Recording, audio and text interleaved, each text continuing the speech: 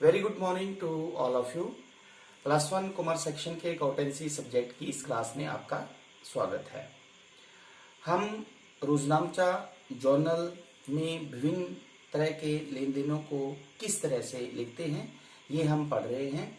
आज के इस वीडियो में हम मार्च 2016, मार्च 2017 और मार्च 2018 में रोजनामचा से संबंधित पूछे गए जो क्वेश्चंस हैं फाइनल एग्जामिनेशन में उन्हें हम डिस्कस करेंगे। So let me start. सबसे पहले हम डिस्कस करते हैं मार्च 2016 में जो रोजनामचा से संबंधित फाइनल एग्जामिनेशन में क्वेश्चन आया है।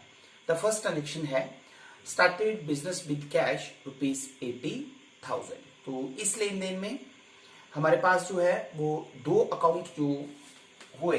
जब भी व्यवसाय स्टार्ट किया जाता है तो फर्स्ट अकाउंट जो है वो कैश अकाउंट आता है, सेकंड अकाउंट जो है वो कैपिटल अकाउंट आता है। Cash real account, capital personal account. Real account का अगर आप रूल लगाते हैं तो रूल होता है डेबिट व्हाट कम्स इन। और जब व्यवसाय शुरू किया जाता है तो व्यवसाय में कैश जो है वो आता है, इसलिए रूल जो है हमारे पास डेबिट व्हाट कम्स इन। जो भी व्यवसाय में आता है उसे हम डेबिट करेंगे। तो इस लेन देन को हम जब रोजनामचा में लिखेंगे तो जैसे डेट हमारे पास नहीं दी है तो ट्रांजेक्शन नंबर 1 है कैश अकाउंट डेबिट। रोजनामचा प्रविष्टि हो जाएगी cash account debit to capital account. Narration simply आप लिख सकते हैं being business started with cash. 80,000 cash के सामने डेबिट में और 80,000 कैपिटल के सामने क्रेडिट में। नेक्स्ट ट्रांजेक्शन है good sold to Shyam worth ₹4500। तो इस लेन देन में क्योंकि गुड्स बेची है घनश्याम को श्याम को, तो इस लेन देन में जो दो खाते आएंगे वो आएंगे, एक श्याम अकाउंट और दूसरा जब गुड्स बेची जाती है तो दूसरा खाता हमारे पास आता है सेल अकाउंट।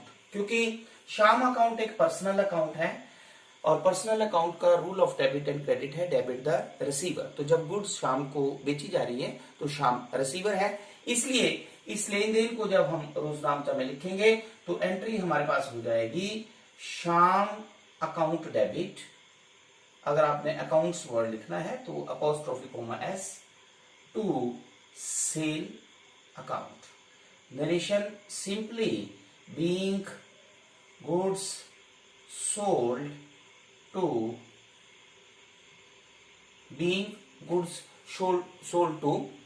श्याम। 4500 श्याम के सामने डेबिट में और 4500 सेल के सामने क्रेडिट में। जो थर्ड ट्रांजेक्शन है वेजेस पेड ₹1200। तो जब वेजेस पे की गई तो इस लेन देन में जो दो खाते हुए, एक हुआ वेजेस अकाउंट और दूसरा हुआ कैश अकाउंट। क्योंकि वेजेस एक नॉमिनल अकाउंट है, खर्चा है, और नॉमिनल अकाउंट का रूल होता है debit all the expenses and losses, credit all the incomes and gains. इसलिए वेजेस क्योंकि एक खर्चा है इसलिए वेजेस जो है वो डेबिट हो जाएगा। तो इस लेन देन को जब हम रोजनामचा में लिखेंगे तो हमारे पास जर्नल एंट्री हो जाएगी wages account debit to cash account. Narration simply आप लिख सकते हैं being wages paid. Being wages paid 1200 wages के सामने डेबिट में और 1200 कैश के सामने क्रेडिट में। नेक्स्ट लेन देन है फर्नीचर परचेज्ड फॉर कैश ₹3000। तो जब फर्नीचर खरीदा गया तो इस लेन देन से जो दो खाते हुए, एक हुआ फर्नीचर अकाउंट और दूसरा हुआ कैश अकाउंट। दोनों रियल अकाउंट हैं और रियल अकाउंट का रूल होता है debit what comes in and credit what goes out. तो जब फर्नीचर खरीदा गया तो फर्नीचर कम्स इन, तो हमारे पास जर्नल एंट्री जो हो जाएगी वो हो जाएगी furniture account debit to cash account. Narration simply हम लिख सकते हैं being furniture purchased. Being furniture purchased how much? 3000 furniture के सामने डेबिट में और 3000 कैश के सामने क्रेडिट में। नेक्स्ट ट्रांजेक्शन क्वेश्चन में है goods given away as charity ₹1000। तो इस केस में एक खाता जो होगा वो होगा चैरिटी अकाउंट और दूसरा होगा, क्योंकि गुड्स दी जा रही हैं तो परचेजर अकाउंट। चैरिटी क्योंकि खर्चा हुआ व्यवसाय के लिए ये, तो nominal account. Rule is debit all the expenses, और तो इसका मतलब हुआ कि चैरिटी एक एक्सपेंस है तो ये डेबिट हो जाएगा। तो एंट्री हमारे पास हो जाएगी charity account debit to purchase account. How much? 1000। तो 1000 चैरिटी के सामने डेबिट में और परचेज के सामने क्रेडिट में। नरेशन लिख सकते हैं being goods given away as a charity. Being goods given away as a charity. किसी भी ट्रांजेक्शन में दो अकाउंट होते हैं, और अगर एक खाता जो है वो डेबिट होगा तो दूसरा जो है वो ऑटोमेटिकली क्रेडिट होगा। तो ये हमारे पास जो है वो मार्च 2016 में एनुअल एग्जामिनेशन में ये क्वेश्चन जो है वो पूछा गया है। अब हम नेक्स्ट डिस्कस करते हैं मार्च 2017 का जो क्वेश्चन है। तो मार्च 2017 में जो क्वेश्चन पूछा गया है वो आपके सामने है।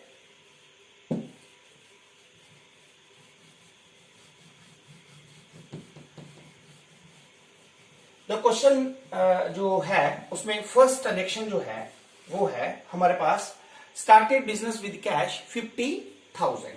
तो इस लेन देन में भी जब व्यवसाय शुरू किया जा रहा है तो दो खाते जो हमारे पास आते हैं, वो एक आता है कैश अकाउंट और दूसरा आता है हमारे पास कैपिटल अकाउंट। तो क्योंकि कैश अकाउंट एक रियल अकाउंट है, रूल है डेबिट व्हाट कम्स इन। तो जब व्यवसाय शुरू किया जा रहा है तो व्यवसाय में कैश जो आता है, इसलिए कैश अकाउंट को जो है वो डेबिट किया जाएगा। तो एंट्री सेम जैसे कि हमने पिछले क्वेश्चन में भी पढ़ा है, cash account debit to capital account. Narration simply आप लिख सकते हैं being business started with cash. Being business started with cash. 50,000 cash के सामने डेबिट में और 50,000 कैपिटल के सामने क्रेडिट में। Second transaction is bought goods from Bina. Bina से गुड्स खरीदी। तो इस लेन देन में एक खाता जो है वो हो जाएगा बीना और दूसरा जो है क्योंकि गुड्स खरीदी है तो परचेज अकाउंट। तो बीना जो है वो एक पर्सनल अकाउंट है, ठीक है। तो पर्सनल अकाउंट का रूल होता है debit the receiver credit the giver. तो जब वीना से गुड्स खरीदी जा रही हैं तो वीना क्या है? गिवर। क्या है? गिवर। तो अगर वीना गिवर है तो वीना को क्रेडिट किया जाएगा, तो ऑटोमेटिकली परचेज जो है हमारे पास डेबिट हो जाएगा। तो जर्नल एंट्री हो जाएगी purchase account debit to Veena account. Narration being goods purchased from Veena. इस लेन देन में आप देख सकते हैं कि नगद शब्द जो है वो नहीं दिया गया है, तो इसलिए हमने ये माना कि गुड्स जो है वो उधार खरीदी गई है 4,000 की। तो परचेज के सामने 4,000 डेबिट में और वीना के सामने 4,000 जो है वो क्रेडिट में आएगा। नेक्स्ट ट्रांजेक्शन है bot furniture for cash 1,500।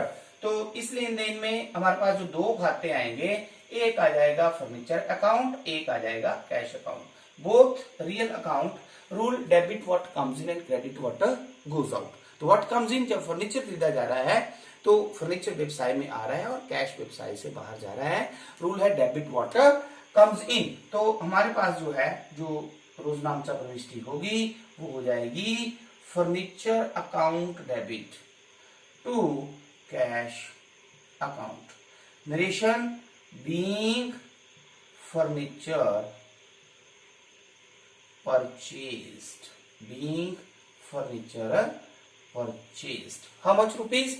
It is 1,500 furniture के सामने डेबिट में और कैश के सामने क्रेडिट में।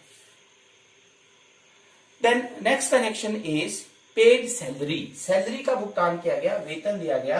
तो इस इस लेन देन में जो है एक सैलरी अकाउंट आ जाएगा और दूसरा कैश अकाउंट आ जाएगा, क्योंकि सैलरी एक नॉमिनल अकाउंट है। दोनों में से किसी एक का भी रूल जो है वो अगर आप लगा सकते हैं तो उसी से पता चल जाता है कि जर्नल एंट्री कैसे होगी। तो सैलरी क्योंकि नॉमिनल अकाउंट है और नॉमिनल अकाउंट का रूल होता है debit all the expensive credit all the income. जो एक्सपेंस है उसे डेबिट करेंगे, तो सैलरी जो है वो एक एक्सपेंस है, इसलिए इसे हम डेबिट कर देंगे। तो ऑटोमेटिकली जो दूसरा अकाउंट होगा वो क्रेडिट हो जाएगा। तो salary account debit to cash account.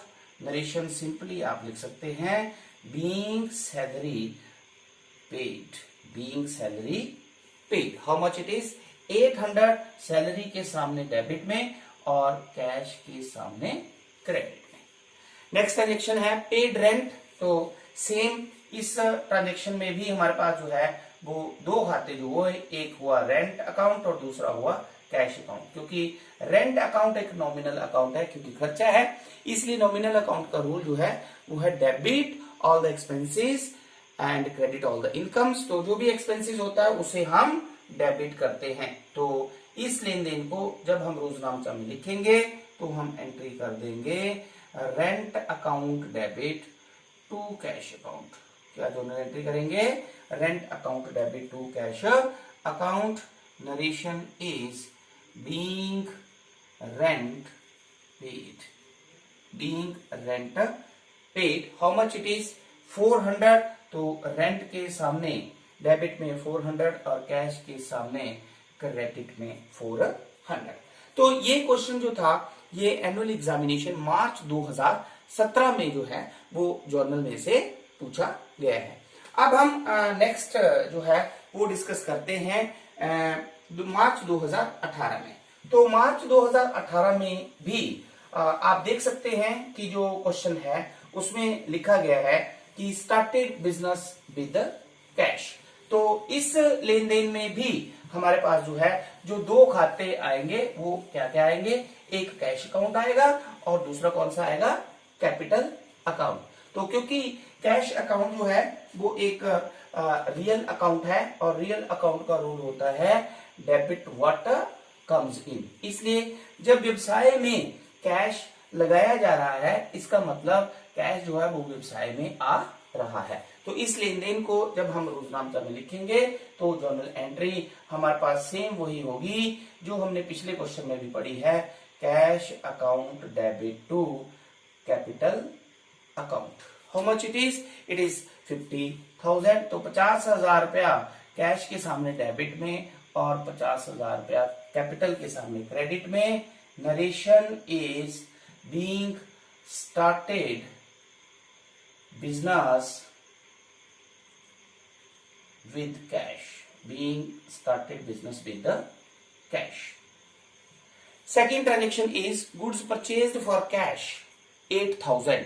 ठीक है, तो इस लेन देन में जब गुड्स खरीदी जाती हैं तो परचेज अकाउंट आता है और दूसरा क्योंकि इसमें नगद खरीदी गई है तो कैश अकाउंट आएगा। तो purchase real debit water comes in. तो जब गुड्स खरीदी जा रही हैं तो वो व्यवसाय में आ रही हैं और गुड्स को हम चार तरह से लिखते हैं। जब खरीदते हैं तो परचेज अकाउंट आता है, जो बेचते हैं तो सेल अकाउंट आता है, जब खरीदी हुई गुड्स वापस होती है तो हमारे पास परचेज रिटर्न आता है, जब बेची हुई गुड्स वापस होती है तो सेल्स रिटर्न अकाउंट आता है। तो इस केस में हम गुड्स खरीद रहे हैं तो जब हम गुड्स खरीद रहे हैं तो गुड्स व्यवसाय में आ रही हैं तो डेबिट व्हाट कम्स इन, इसलिए हमारे पास जो है वो परचेज अकाउंट जो है वो डेबिट हो जाएगा। तो purchase account debit to cash account. Narration is being goods purchased for cash, being goods purchased for a cash। how much?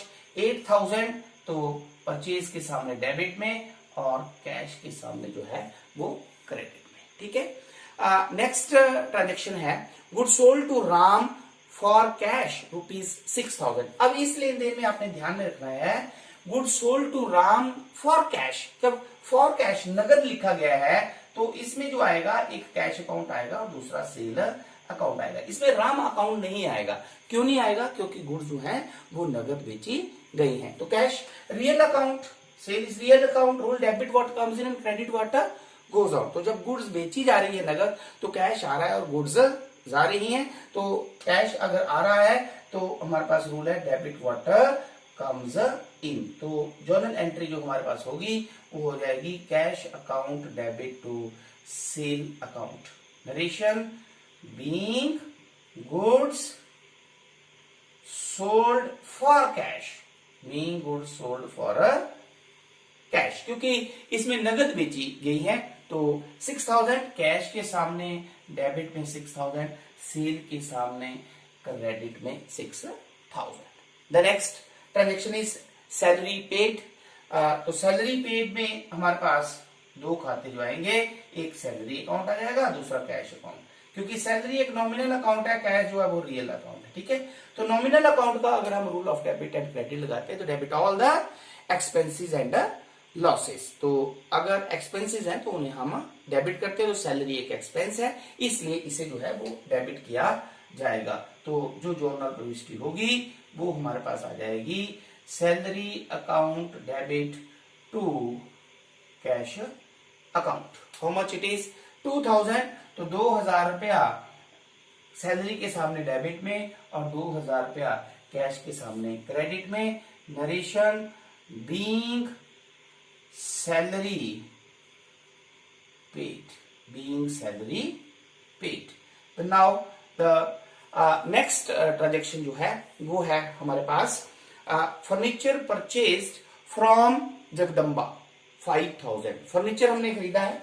तो इस केस में हमारे पास जो है वो दो खाते जो आएंगे, एक फर्नीचर अकाउंट आ जाएगा, एक जगदम्बा।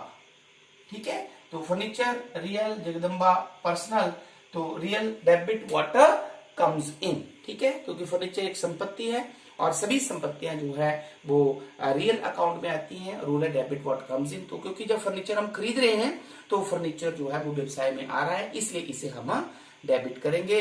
और जगदम्बा जो है वो क्रेडिटर, जिससे हम खरीद रहे हैं फर्नीचर को, तो personal account debit the saver, credit the giver, इसलिए हम जो है वो फर्नीचर अकाउंट को डेबिट करेंगे और जगदम्बा अकाउंट को क्रेडिट करेंगे। तो इस लेन देन को जब हम रोजनामचा में लिखेंगे तो एंट्री हम करेंगे furniture account debit to Jagdamba, being furniture purchased, being furniture purchased. How much it is 5000। तो 5000 रुपए का फर्नीचर हमने खरीदा। तो फर्नीचर के सामने 5000 और जगदम्बा के सामने भी 5000।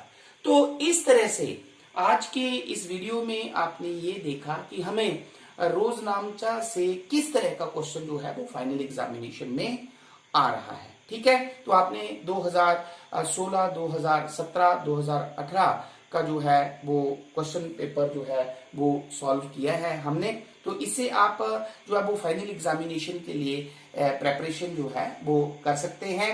तो आई थिंक कि अब तक जो भी हमने रोजनामचा के वीडियोस देखे हैं, किए हैं, कंसेप्ट हमने डिस्कस किए हैं, तो उससे आपको जो है वो रोजनामचा में हम जर्नल प्रविष्टि या विभिन्न लेन देनों को कैसे हम लिखते हैं ये आपने जान लिया होगा।